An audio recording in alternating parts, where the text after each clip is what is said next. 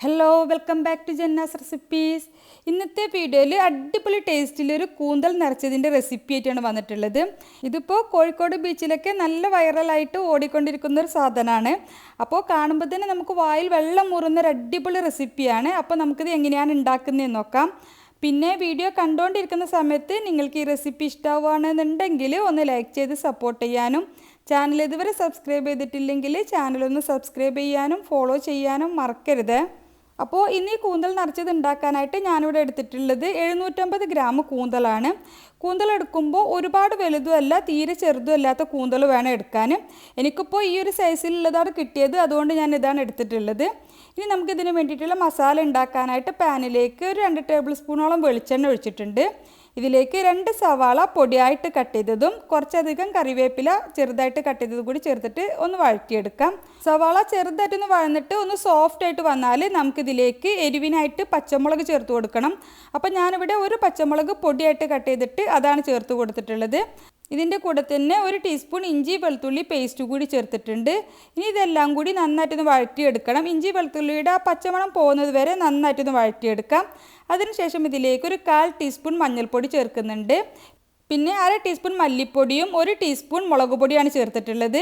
ഇനി ഇതെല്ലാം കൂടി നന്നായിട്ടൊന്ന് വഴറ്റിയെടുക്കണം. മുളക് പൊടിയുടെ അളവ് നമ്മളുടെ എരിവിനനുസരിച്ചിട്ട് നോക്കിയിട്ട് വേണമെങ്കിൽ കൂടുതൽ ചേർക്കാം. ഒരു 1.5 ടീസ്പൂൺ വരെയൊക്കെ ചേർത്ത് കൊടുക്കാം. ഇതിപ്പോൾ ഒരു പാകത്തിനുള്ള എരിവാണുള്ളത്. അപ്പോൾ മുളക് പൊടിയും മസാലപ്പൊടികളെല്ലാം ചേർത്തിട്ട് നന്നായിട്ടൊന്ന് വഴറ്റിയതിന് ശേഷം ഇതിലേക്ക് കൂന്തലിൻ്റെ ചിറകും അതുപോലെയുള്ള മറ്റുള്ള ഭാഗങ്ങളൊക്കെ ചെറുതായിട്ട് കട്ട് ചെയ്തിട്ട് അത് ചേർത്തിട്ടുണ്ട്. കൂടെ തന്നെ മസാലയിലേക്ക് ആവശ്യത്തിനുള്ള ഉപ്പ് കൂടി ചേർത്തിട്ട് എല്ലാം കൂടി നന്നായിട്ടൊന്ന് മിക്സാക്കി എടുക്കണം. ഇനി ഇതെല്ലാം കൂടി നന്നായിട്ട് മിക്സ് ആക്കിയതിന് ശേഷം നമുക്കിതൊരു 3-4 മിനിറ്റ് ഒന്ന് അടച്ച് വെച്ച് വേവിക്കാം. ഈ കൂന്തലൊക്കെ ഒന്ന് വെന്ത് കിട്ടാൻ വേണ്ടിയിട്ടാണ്. അപ്പോൾ ഒന്ന് അടച്ച് വെച്ചിട്ട് നമുക്കൊരു 3-4 മിനിറ്റ് വെയിറ്റ് ചെയ്യാം. ആ സമയം കൊണ്ട് നമുക്ക് ഇതിലേക്ക് വേണ്ടിയിട്ടുള്ള തേങ്ങയുടെ അരപ്പ് ഒരു ചമ്മന്തി പോലെ ഒന്ന് ചതച്ചെടുക്കാം. അതിനായിട്ട് മിക്സിയുടെ ചെറിയ ജാറിലേക്ക് 1/2 കപ്പ് ചിരവിയ തേങ്ങ, 3/4 ടീസ്പൂൺ വലിയ ജീരകം പെരിഞ്ജീരകമാണ് ചേർത്തിട്ടുള്ളത്. പിന്നെ ഒരു 4-5 ചെറിയ ഉള്ളി കൂടി ചേർത്തിട്ട് ഇതെല്ലാം കൂടി നന്നായിട്ട് ചതച്ചെടുത്ത് കൊണ്ടുവരാം.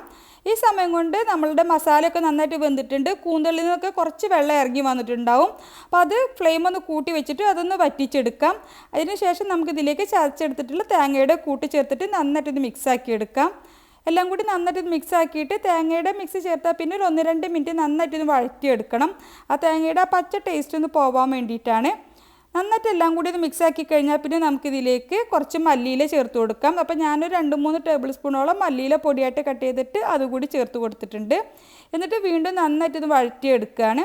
നന്നായിട്ട് വഴറ്റിയെടുത്തതിന് ശേഷം നമുക്കിത് ഫ്ലെയിം ഓഫ് ചെയ്തിട്ട് ഒന്ന് തണുക്കാനായിട്ട് മാറ്റി വെക്കാം. ചൂടൊക്കെ ഒന്ന് പോയാൽ നമുക്കിത് കൂന്തലിൻ്റെ ഉള്ളിലേക്ക് നിറച്ച് കൊടുക്കാം. അതിനായിട്ട് നന്നായിട്ട് ക്ലീൻ ചെയ്ത് വെച്ചിട്ടുള്ള കൂന്തലിൻ്റെ ഉള്ളിലേക്ക് ഓരോ സ്പൂൺ വീതം ഫില്ലിങ് നിറച്ച് കൊടുക്കാം. അപ്പോൾ ഞാൻ ആദ്യം പറഞ്ഞതുപോലെ തന്നെ മീഡിയം സൈസിലുള്ള കൂന്തലെടുത്താലാണ് നമുക്കിത് നിറക്കാനൊക്കെ കുറച്ചുകൂടി ഈസി ആവുക. ഒരുപാട് വലുതെടുത്താലും കാണുമ്പോൾ ഒരു ഭംഗി ഉണ്ടാവില്ല. എനിക്ക് കിട്ടിയതിൽ കുറേ ചെറിയ കൂന്തലുണ്ട്. അപ്പോൾ ഞാൻ കിട്ടിയത് വെച്ചിട്ട് ചെയ്യുകയാണ്. പിന്നെ ഫില്ലിങ് നിറക്കുന്ന സമയത്ത് ഒരുപാട് നിറക്കരുത്. ഒരു 1/4 ഭാഗമൊക്കെ നിറച്ചാൽ മതി. കൂന്തൽ വേവുന്ന സമയത്ത് ഒന്ന് ചുരുങ്ങും, അപ്പോൾ പൊട്ടിപ്പോവാൻ സാധ്യതയുണ്ട്. അപ്പോൾ അതിനനുസരിച്ചിട്ട് നോക്കിയിട്ട് മാത്രം നിറച്ച് കൊടുക്കാം. 1/4 ഭാഗത്തോളം ഫില്ല് ചെയ്തതിന് ശേഷം നമുക്ക് കൂന്തലിൻ്റെ തല കട്ട് ചെയ്ത് മാറ്റി വെച്ചിട്ടുള്ളത് ഇതുപോലെ വെച്ചിട്ട് നമുക്ക് ഒരു ടൂത്ത് പിക്കോ അല്ലെങ്കിൽ ഈർക്കളോ വെച്ചിട്ട് ഇതുപോലെ ഒന്ന് ലോക്ക് ചെയ്ത് കൊടുക്കാം. ഒന്ന് കുത്തി വെച്ച് കൊടുക്കാം, ഫില്ലിംഗ് ഒന്നും പുറത്ത് പോവാത്ത രീതിയിൽ. അപ്പോൾ ഒരു കൂന്തൽ ഇതുപോലെ നിറച്ചെടുത്തിട്ടുണ്ട്. മുമ്പ് ഞാൻ കൂന്തൽ നിറക്കുന്ന സമയത്ത് കൂന്തലിൻ്റെ തല ഇതുപോലെ ഇതിനുള്ളിൽ വെച്ചിട്ട് നിറച്ച് കൊടുക്കാറുണ്ടായിരുന്നില്ല. ഇതിപ്പോൾ റീലിൽ ഇതുപോലെ കണ്ടപ്പോൾ കാണുമ്പോൾ ഒരു ഭംഗിയായിട്ട് തോന്നിയതുകൊണ്ടാണ് അതുപോലെ തന്നെ ചെയ്യുന്നത്. അപ്പോൾ കൂന്തലിൻ്റെ തല ഇതുപോലെ വെച്ചിട്ട് ഇതുപോലെ ടൂത്ത് പിക്കോ മറ്റോ വെച്ചിട്ട് ഒന്ന് ലോക്ക് ചെയ്ത് കൊടുക്കാം. ഇതുപോലെ തന്നെ നമുക്ക് ബാക്കിയുള്ള കൂന്തലെല്ലാം ഞാൻ നിറച്ചെടുത്തിട്ടുണ്ട്. ഇനി നമുക്കിത് വേവിക്കണം. അപ്പോൾ അതിനായിട്ട് ഞാനിത് കുക്കറിലാണ് വേവിക്കുന്നത്. ഞാൻ ആദ്യം തന്നെ കുക്കറിലാണ് വേവിച്ചിരുന്നത്. നമുക്ക് വേണമെങ്കിൽ ആവിയിൽ വേണമെങ്കിലും വേവിക്കാം. കുറച്ച് കൂടുതൽ സമയം വേണ്ടി വരുന്നേ ഉള്ളൂ. അപ്പോൾ കുക്കറിൻ്റെ അടിയിലേക്ക് ഈ കൂന്തൽ നിറയെ നിരത്തി വെച്ച് കൊടുക്കാം. ഇനി അടിയിൽ പിടിക്കുമെന്നൊരു പേടി ഉണ്ടെങ്കിൽ 1-2 ടീസ്പൂൺ മാത്രം വെള്ളം ഒഴിച്ചു കൊടുക്കുക. ഒരുപാട് വെള്ളം ഒഴിച്ചു കൊടുക്കരുത്. കൂന്തലിൽ നിന്ന് തന്നെ കുറച്ച് വെള്ളം ഇറങ്ങി വരും. അപ്പോൾ അതിനനുസരിച്ചിട്ട് ഒരു 1-2 ടീസ്പൂൺ മാത്രം വെള്ളം ഒഴിച്ചു കൊടുത്താൽ മതി. എന്നിട്ട് കുക്കർ അടച്ച് വെച്ചിട്ട് നമുക്ക് മീഡിയം ഫ്ലെയിമിൽ 3 അല്ലെങ്കിൽ 4 വിസിൽ അത്രയും മതി. അതിൽ കൂടുതൽ വേവിക്കേണ്ട ആവശ്യമില്ല. ഇനി കുക്കറിൻ്റെ പ്രഷറൊക്കെ പോയതിന് ശേഷം നമുക്ക് ലാസ്റ്റത്തെ മസാലയിൽ ഒന്ന് കോട്ട് ചെയ്യാൻ വേണ്ടിയിട്ട് പാനിലേക്ക് 1 ടേബിൾ സ്പൂൺ മാത്രം വെളിച്ചെണ്ണ ഒഴിച്ചു കൊടുക്കുക. അതിലേക്ക് 1 ടീസ്പൂൺ കാശ്മീരി ചില്ലി പൗഡറും 1/4 ടീസ്പൂൺ മഞ്ഞൾപ്പൊടിയും കുറച്ച് കറിവേപ്പില കൂടി ഇട്ട് കൊടുത്തിട്ടുണ്ട്.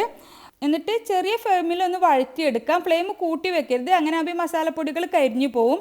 ചെറിയ ഫ്ലെയിമിലൊന്ന് വഴറ്റിയിട്ട് മസാലയുടെ പച്ചമണം ഒന്ന് പോയാൽ നമുക്കിതിലേക്ക് നമ്മൾ കൂന്തൽ വേവിച്ച സമയത്ത് കുക്കറിൻ്റെ അടിയിൽ കുറച്ച് ഗ്രേവി ഉണ്ടാവും. അപ്പോൾ അതിൽ നിന്ന് കൂന്തൽ മാറ്റി വെച്ചതിന് ശേഷം ആ ഗ്രേവി മാത്രം ഇതിലേക്ക് ഒഴിച്ചു കൊടുക്കുക.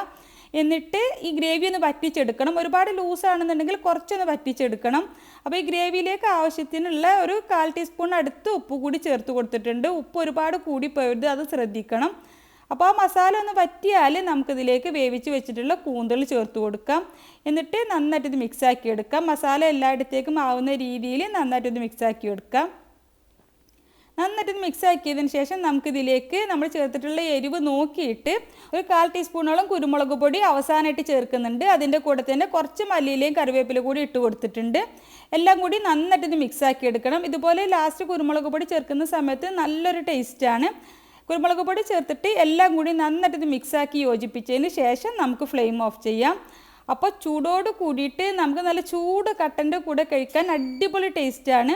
ഇതുവരെ ഇതുപോലെ ട്രൈ ചെയ്ത് നോക്കിയിട്ടില്ലെങ്കിൽ തീർച്ചയായിട്ടും ട്രൈ ചെയ്ത് നോക്കണം.